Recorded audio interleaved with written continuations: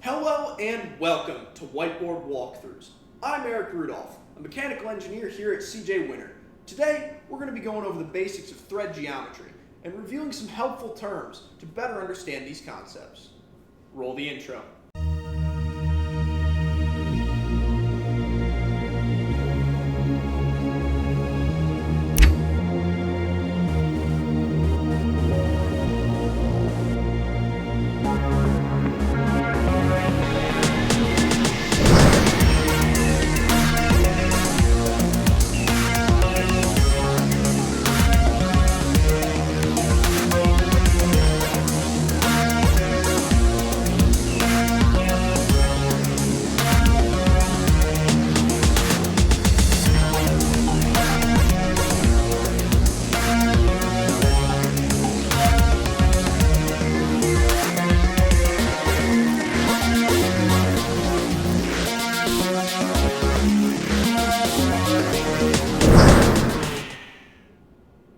Here you can see a sketch of a thread form.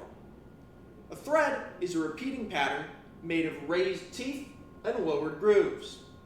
The upper portion of the tooth engages with the lower portion of the groove in two opposing parts, mating together as such.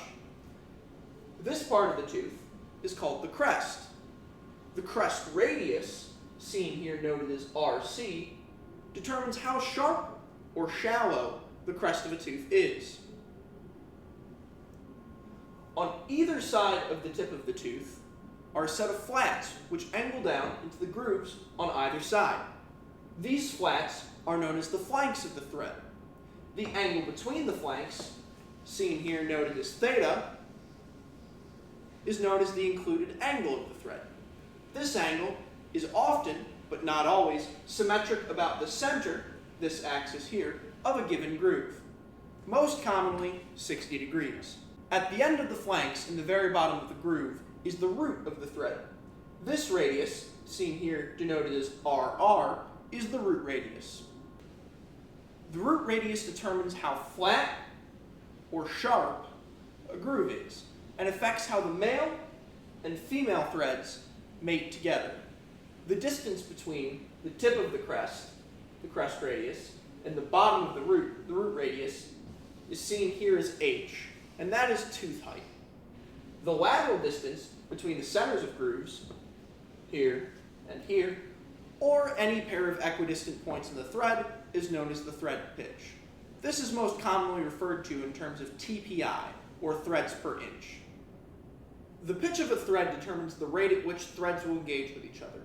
A coarse pitch, meaning fewer repeated units for a given area, will thread faster for a certain number of rotations than a fine pitch of the same thread size.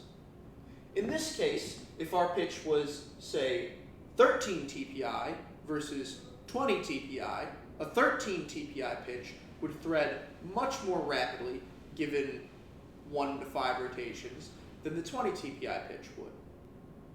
Lastly, let's take a look at helix angle. The helix angle of a thread is the angle formed between a flat plane on the face of the threads and the line formed by the crest of the threads. In this case, our part is turned so that the helix angle is in line with the orientation it's being viewed, meaning it appears flat.